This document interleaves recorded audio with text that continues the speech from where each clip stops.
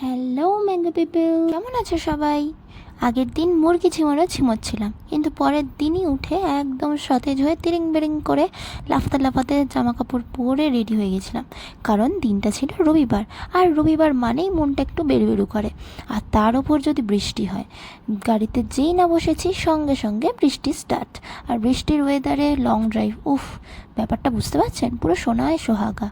যাই হোক, রাস্তাঘাটের অবস্থাটা একটু জানি, ওই ভাগাড়ের দশা হয়ে থাকে। যাই হোক, তারপর সেই হঠাৎ করে তৈরি হওয়া ড্রেনের জলে পুষ্ট কালো সাগর পার করে ভাসতে ভাসতে আমরা পৌঁছে গেছিলাম তারাপীঠে, মায়ের মন্দিরে। প্রায় অনেক দিন পর তারাপীঠ গেলাম, তাও বর্ষায়, বেশ ভালোই লাগছিল। মন্দিরে ঢোকার পথে চারপাশের যে দোকানগুলো আছে সেই দোকানগুলো দেখতে দেখতে হঠাৎ করে আমার চোখ গিয়ে আটকালো ল্যাংচার দিকে।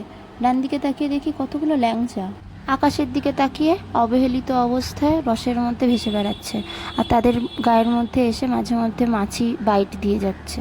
আর তারপর এলো এই দাদুটা, কিছুতেই সাইড দেয় না, হেলে সাপের মতো হেলে যাচ্ছে। আমি বলছি সাইড দেবে না, হেলে সাপের মতো শরীরটা নিয়েই আগে আগে চলবে, তাও ওনাকে আগেই যেতে হবে। যাই হোক, আগে যাক। লাস্টে গিয়ে পৌঁছলাম মায়ের মন্দিরে, সিঁড়ি দিয়ে উঠলাম, আর উঠে যেটা ভেবেছিলাম যে ভিড় কম হবে, বৃষ্টি পড়ছে, কিন্তু দেখলাম ঠিক তার উল্টোটা। পুজো দেওয়ার একটা ভেতরে যে সুপ্ত ইচ্ছে ছিল সেটাও মরে গেল। তার মধ্যে মন্দিরের ভেতর গিয়ে দেখলাম কনস্ট্রাকশনের কাজ চলছে, ওই জন্য মন্দির চত্বরটা আরও ছোট হয়ে গেছিল। এবার পুজো না হয় নাই দিতে পারলাম, মায়ের দর্শনটাই তো আসল। অনেক ঠেলাঠেলি করে ঢুকে ফাঁক ফুকর দিয়ে 3টে হাই জাম্প মারার পর অবশেষে মায়ের মুখটা দেখতে পেয়েছিলাম, মায়ের দেখা পেয়েছিলাম।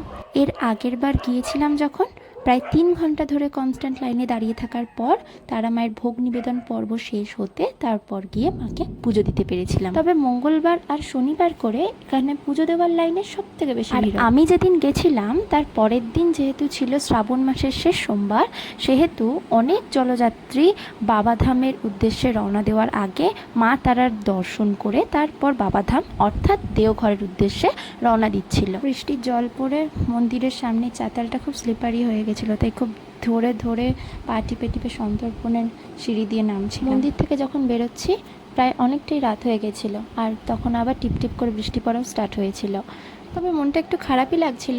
ঠিক আছে, এবার এসে মাকে নয় পুজো দিতে পারলাম না, কিন্তু নেক্সট বার এসে অবশ্যই মাকে আবার পুজো দিয়ে যাব। চলে আসার সময় মনে মনে শুধু একটাই কথা বললাম, আজকের মতো আসি মা, আবার আসবো, বাড়ি ফিরতে হবে যে। ভিডিওটা ভালো লাগলে লাইক শেয়ার সাবস্ক্রাইব করে দিও প্লিজ।